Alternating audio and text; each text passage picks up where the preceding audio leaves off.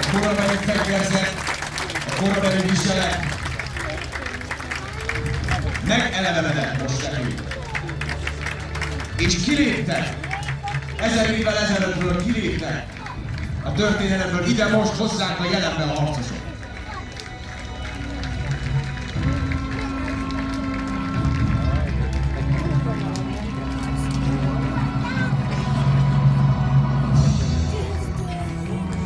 Jól látható, hogy bizony vértet viseltek. Tehát nem igaz az, hogy köntösben harcoltak és kaptában, hanem igenis profi hadifelszerelésük volt. Fémsisakokkal, pikkely páncélokkal.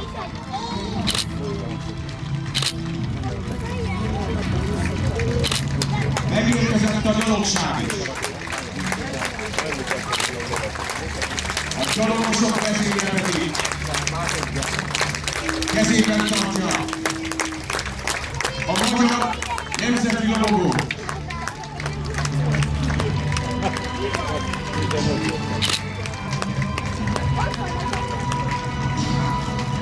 Autentikus öltözettel vonulnak. Fegyverzetükben megtalálható a fokos, a karikásos tor, a visszacsapói és a szabja is.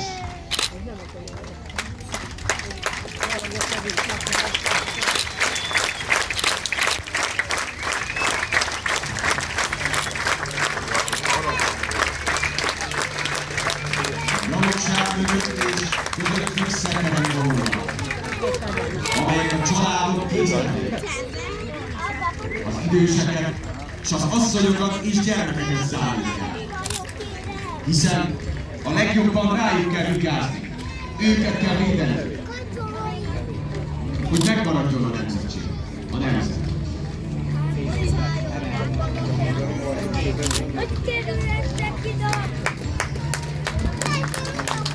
A harclovak és számos állásról mellett innen jól látják, magyar testvéreim, költőnek a tevény is. A tevény, amely bizony a magyarság egyik ősi keletről hozott háziállata. Hiszen a magyarok olyan területekről érkeztek a Kárpát-medencébe, ahol mindkét háziasított tevefaj, az egykupú és a kétkupú is jelen van. Alapvető szerepük volt a gazdálkodásban, és a nomád életben. Még a képes krónikában is tevéggel ábrázolják a fejénk magyarok. Feltűntek a menettek a bivajok is. Még jól megtermett például húzza a szekeret. Ők voltak a régi korok erőképei, nehéz képei. Nem volt súly, amely el nem húztak volna. Hatalmas kikaerejük, amely még a szarvasmaráig is meghaladta, főként a nehéz talajok szántására, a mosaras és sáros erdőkező tehervonatására használ. Értékes zsíros tejek is múltak.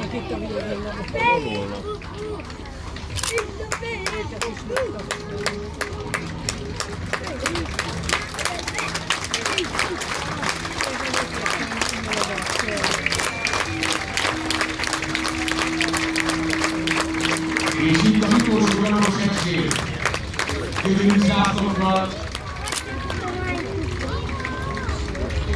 és bőrpáncélzatban. A legkisebb harcosok megy közöttünk.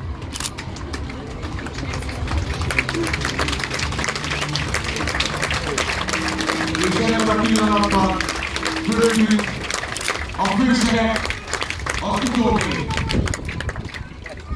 a harcosok,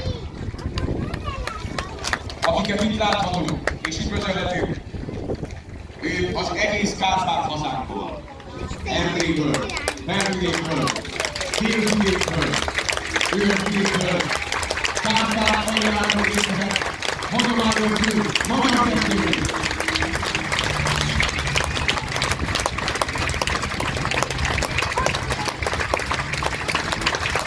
itt köszönhetjük most, hogy itt megidézhettük a régi magyarság arcképét.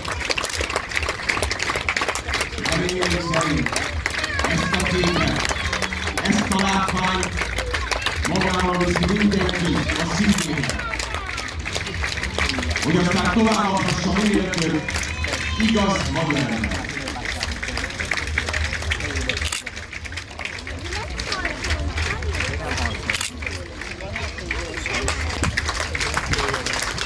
Bár készület ebből a két, de ez itt élőben látjuk.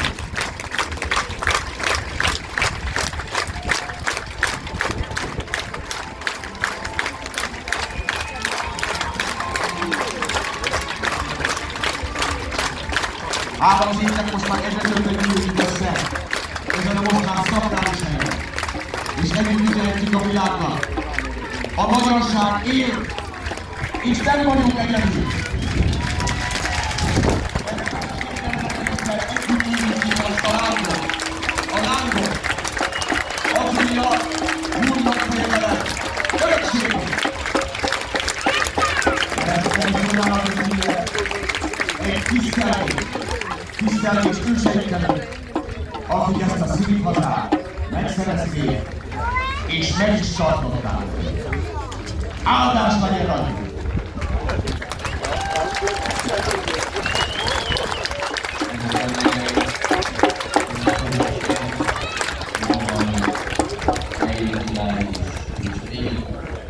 Beteríti a pusztát az önök részéről,